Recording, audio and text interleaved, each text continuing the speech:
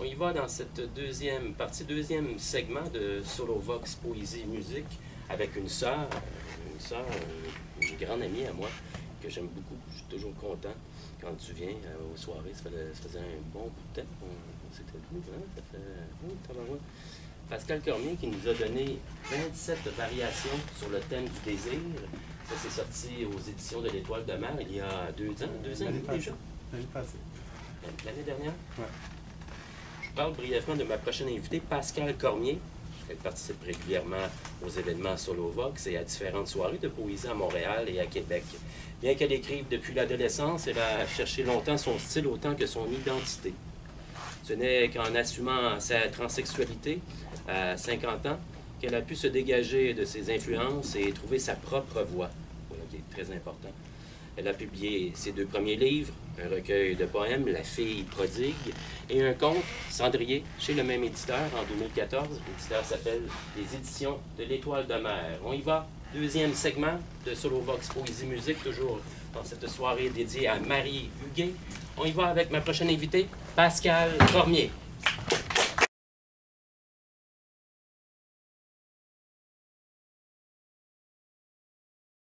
Alors, de Marie Huguet, le petit texte de présentation de l'Outre-vie est un poème en soi aussi. D'ailleurs, j'ai entendu des textes de Marie Huguet que je n'avais jamais entendus auparavant. Puis, je suis vraiment toujours impressionné par cette poète qui nous a quittés bien que trop jeunes, mais qui a laissé une œuvre assez considérable quand même. Oui, et quelle performance aussi, hein, Pascal, à la Nuit de la Poésie 1980. Oui, Il y avait Janine aussi, entre autres. J'ai ça chez moi encore, en VHS. Oui. Celle de 70. Il y avait Francard, il y avait Marie Huguet. Ah oui, moi je garde ça précieusement comme des reliques. Oui. L'outre-vie, c'est quand on n'est pas encore dans la vie, qu'on la regarde, que l'on cherche à y entrer. On n'est pas morte, mais déjà presque vivante, presque née, en train de naître peut-être, dans ce passage hors frontières et hors temps qui caractérise le désir. Désir de l'autre, désir du monde. Que la vie jaillisse comme une outre gonflée, et l'on est encore loin. L'outre-vie comme l'outre-mer ou l'outre-tombe. Il faut traverser la rigidité des évidences, des peurs, des préjugés, des habitudes. Traverser le réel obtus pour entrer dans une réalité à la fois plus douloureuse et plus plaisante, dans l'inconnu, le secret, le contradictoire. Ouvrir ses sens et connaître. Traverser l'opacité du silence et inventer nos existences, nos amours, là où il n'y a plus de fatalité d'aucune sorte. Le texte, c'est rejoint beaucoup ça. Très beau choix.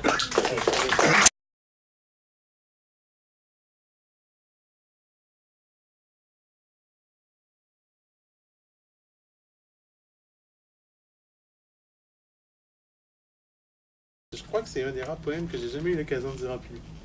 Bon, mais tant mieux. Ça s'intitule Présence. La nuit, quand je m'endors, je sens des mains sur moi, des bouches qui me frôlent.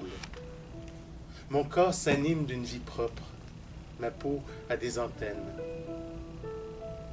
Quand je me livre à la lubricité des ombres, chaque pulsation de mon cœur, chaque respiration, chaque instant qui passe me prend, me caresse de l'intérieur. Mes bras et mes jambes s'agitent. Sous l'étreinte, je n'agrippe personne. Mon lit reste vide jusqu'au matin. Je me glisserai dans vos rêves, ombre furtive entre vos draps, plus insaisissable qu'un fluide, plus légère qu'un souffle. Je me coulerai en vous, dans vos secrets les plus intimes. J'habiterai chaque fibre de ton corps. Et toi, tu garderas les yeux fermés pour que le jour n'arrive pas.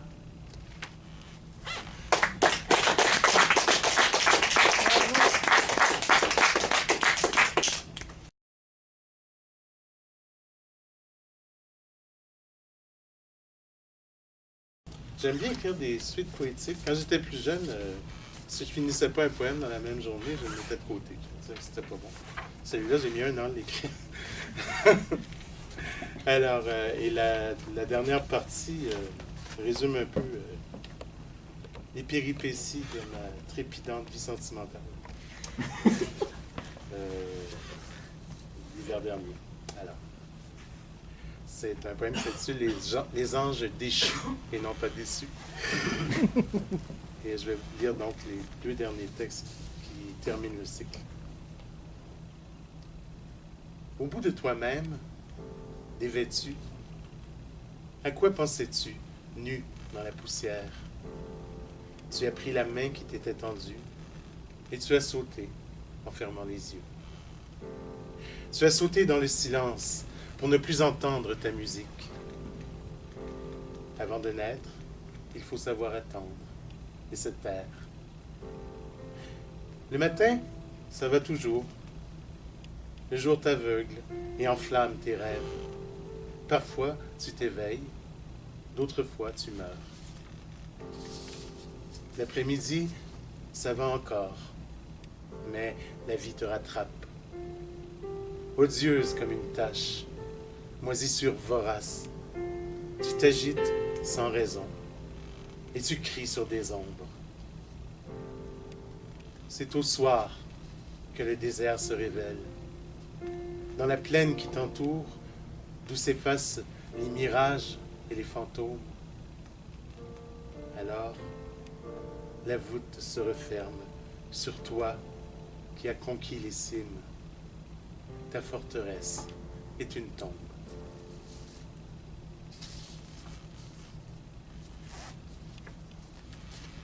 Quand tu as tout lâché pour te couler dans un seul être, il faisait beau ce jour-là. Tu avais tout perdu. Il te restait à te perdre. Tu es entré comme en forêt, dans une autre âme que la tienne, décrivant dans l'espace une boucle sans fin. Femme sans phéromones, détachée de ton corps. Tu as gommé tous tes repères. Tes renoncements t'ont ramené vers toi, vers la prison de ton image. Tu cherchais ton chemin sur des sentiers étroits, t'accrochant aux épines, le cœur lacéré de tendresse. Le soleil a replié ses rayons sur lui-même, grand poulpe à l'agonie dans l'océan cosmique. Pendant que tu dormais, quelqu'un traçait une ligne entre toi et toi. Tu te réveillais chaque jour plus seul. Tu avais froid dans tous tes os. Le jour où tu as disparu, il faisait gris. Calé dans un fauteuil, le nez à la fenêtre, tu contemplais ta vie, long ruban de brume défilé par le vent. Ponts brisés, navires incendiés, routes inondées, tes ailes plombées d'albatros, ton crabe intérieur. Tu as rêvé longtemps d'horizons perdus, puis tu t'es endormi, un chat sur les genoux.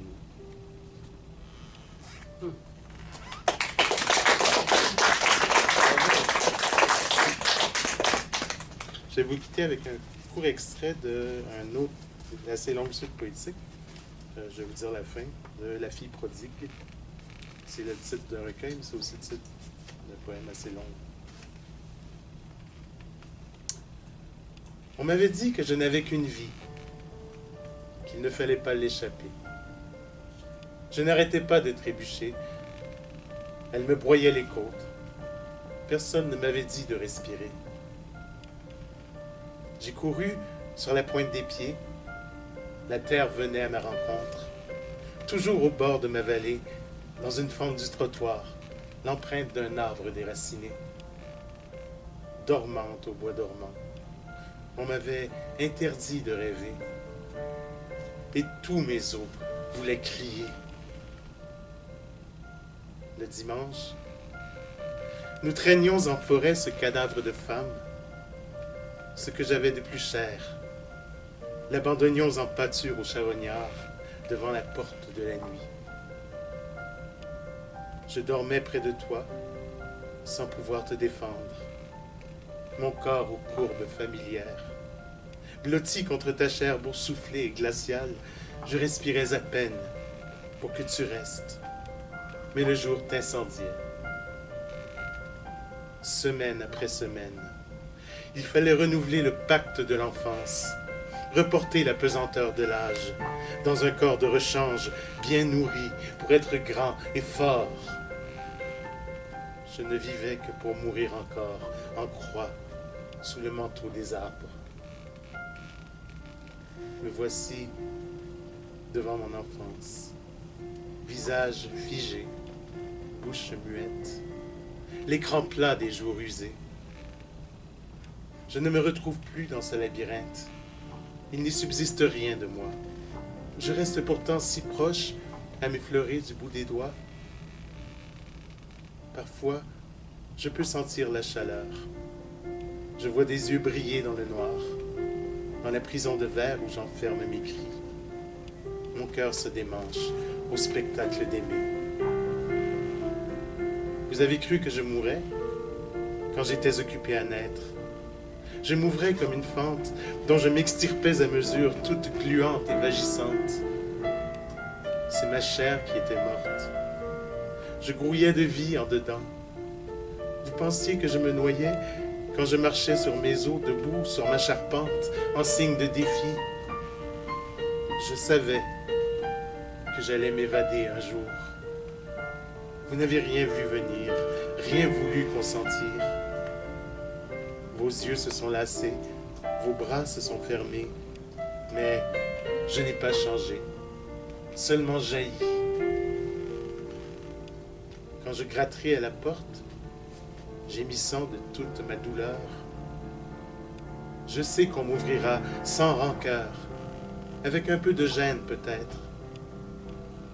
J'entrerai comme dans la mort, tout sera comme avant, suspendu entre deux rivages, un temps figé parmi les vagues, un long sommeil blanc. Tous seront démasqués, eux comme moi comme nous, achevant le voyage. Chienne aux reins brisés, rampant sur l'asphalte, centimètre par centimètre, dans l'odeur écœurante du goudron, sous un ciel d'argent, loin de la maison. Petite chienne qui pleure à chaque mouvement. Elle s'élance bravement vers sa maman là-bas, tout là-bas, les yeux voilés de sang. Personne ne voit ce qui se meurt, ce qui veut vivre en dedans.